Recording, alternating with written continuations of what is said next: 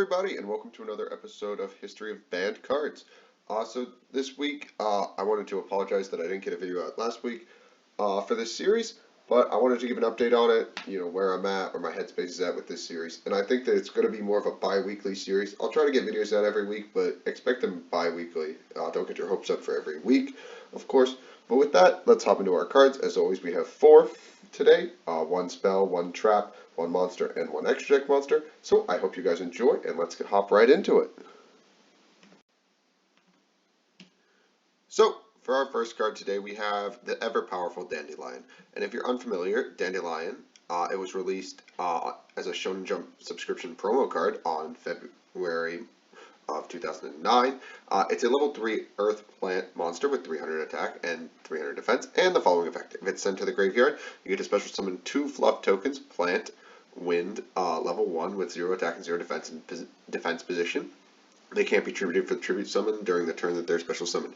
So the important things that you should note about this effect are that it doesn't specify how the card reaches the graveyard, only that it does. And additionally, it should be noted that it does not have a once per turn on this effect, meaning that if you can send Dandy to the grave multiple times, you can generate tokens as much as you want. Furthermore, you can immediately link away these tokens for something like a Link Karibo or anything else, and then Link Climb from there.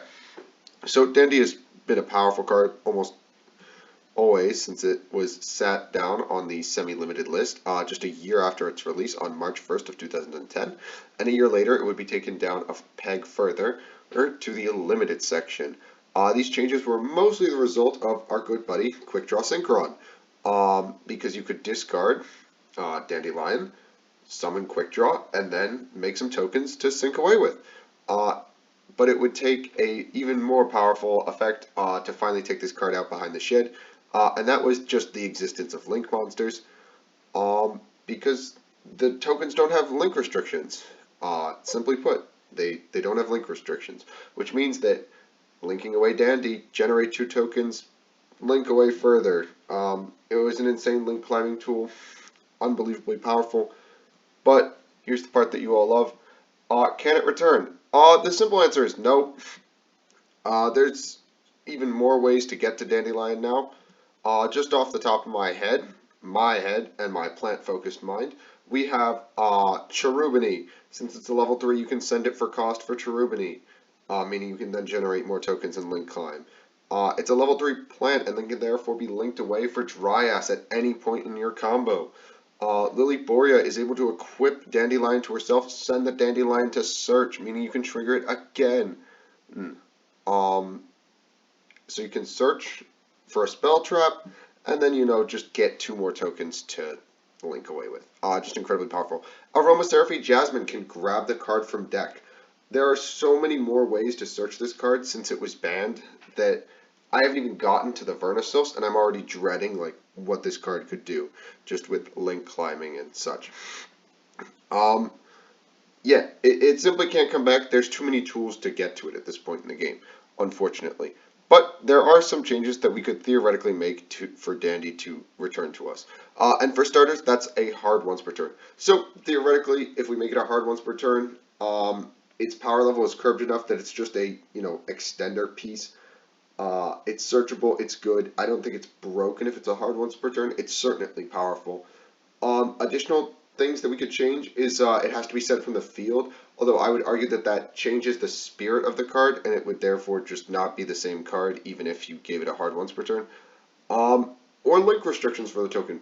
You can still do cool synchro plays if there's link restrictions, but giving them the ability to just generate 2 tokens, link them away, is so ridiculous that I really struggle to fathom why it existed in the first place in the Link era. It got banned pretty quickly, but not fast enough. So with that, let's move on to our next card. So for our second card today, we have everybody's favorite hand-looping son of a gun, Topologic Gumblar Dragon.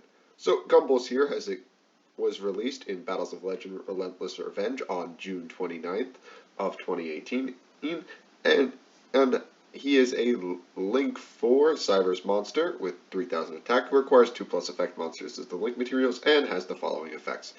If another monster is special summoned to a zone this link monster points to while this monster is on the field, discard 1 or 2 random cards, then your opponent discards the same number. During your main phase, if this card is extra linked and your opponent has at least 1 card in their hand, you can make your opponent discard 1 or 2 cards, whichever is higher, and then if they have no more cards in your hand, inflict 3,000 damage to them. You can only use 1 Topologic Gumball Dragon effect per turn, and only once per turn. Now, Gumballs is most certainly a toxic card, considering it's basically Delinquent Duo on a generic extra deck monster, meaning it's always accessible. So thankfully, Konami recognized this and banned it only a year later. It was finally banned on January 28th of 2019. I can't believe it was lived for an entire fucking year. It's insane to me. I'm assuming that it only lived because Konami was so preoccupied with playing Whack-A-Mole with Firewall FDKs, but that's whatever. Moving on to what will most certainly be the least interesting Can We Unban It section ever, I'm going to issue a hearty no on this one. Gumballs here performs one of the single most toxic actions in Yu-Gi-Oh!, which is to hand loop. Especially on a generic extra deck monster, it's simply too powerful and frustrating to play against that it should never be unbanned.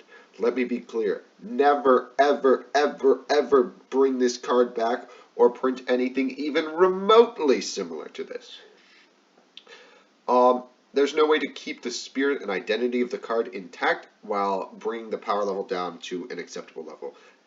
Yu-Gi-Oh! Is balanced around starting with 5 cards. You cannot change that and have a card like Gumballs exist. And everyone was playing this card when he was legal, because he was just that good. Looping 2 cards out of your opponent's hand, if they, use 2 hand traps, and then you loop 2 more, they get 2 cards to start with. That's bullshit. Don't design cards like this in the future, Konami. Please, I'm begging you. Well, moving on to a card that is certainly less toxic but equally problematic, we have our spell card for today, and that is Metamorphosis. For any unaware, Metamorphosis is a normal spell card released in Pharaonic Guardian, and has the following text.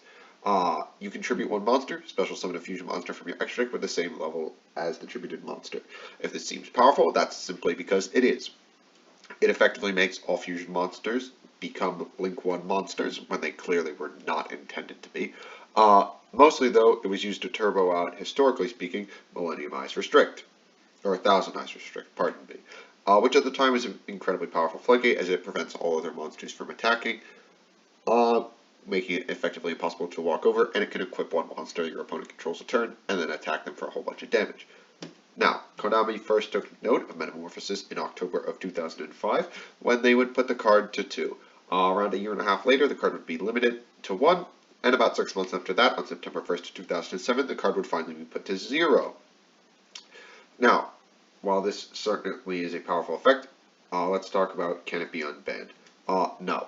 Simply put, the short answer is of course no, and the long answer is also no. The longer the game goes on, the better targets that become available for Metamorphosis to make use of. I want you to imagine hypothetically, Exterio is a level 10 monster. I don't think you want Eldritch to have the option to activate Metamorphosis and summon Exterio. There's too many targets, good targets as well, that Metamorphosis is just getting better the longer the game goes on. It can't come back not because it lacks a once per turn, but simply because it does something that breaks the way the game plays. It changes the way that cards are balanced, and everything would have to be future-proofed around those cards. So it's a very good thing that it stays banned.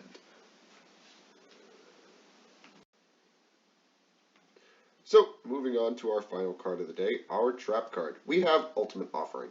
So, Ultimate Offering was initially released in the first ever Yu-Gi-Oh! Products, which are Starter Deck Yu-Gi and Kaiba, on March 29th, 2002, and it reads as follows.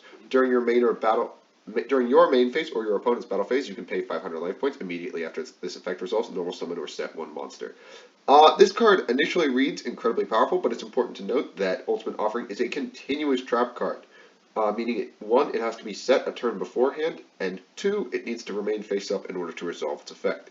While it certainly lacks a once per turn effect on it, I think that's kind of the entire identity of the card. But this card has had a very long history with the ban list. a comedically long history with the ban list, actually. It was initially limited on September 1st of 2006, and then it was semi-limited on March 1st of 2009. It was then put to 3 on March 1st of 2011, then semi-limited again on March 1st of 2012, and then limited again on September 1st of 2012, and then banned on September 1st of 2013. If you're noticing a pattern, September 1st is a bad day for this card, and March 1st is usually a pretty good day. But essentially, the problem with this card is that when you get into a grind game, you can just normal summon again, and just OTK your opponent. That's the idea of why this card is still banned. But moving on to the interesting part of the video, can it return? I'm going to say probably, actually. A lot of people are going to be very confused about this. Modern Yu-Gi-Oh! Is not really grindy in that sense, and additional normals aren't really all that great, in all honesty, especially in a grind game. I don't really see a deck that wants to totally make use of this. You can say Flu under ease, but Flu already has methods of normal summoning as much as it wants. While certainly normal summoning in the battle phase is funny, I don't see how that nets you anything more than Dreaming Town does. There's no deck that's really built around a whole bunch of normal summons that isn't already built around them. Frankly, I think Ultimate Offering could come back. I certainly think that it has the potential to be problematic, but I don't see that it would be immediately, at least. So guys, I hope you enjoyed this video. As always, remember to like and subscribe if you enjoy this content, and I will see you guys in the next one.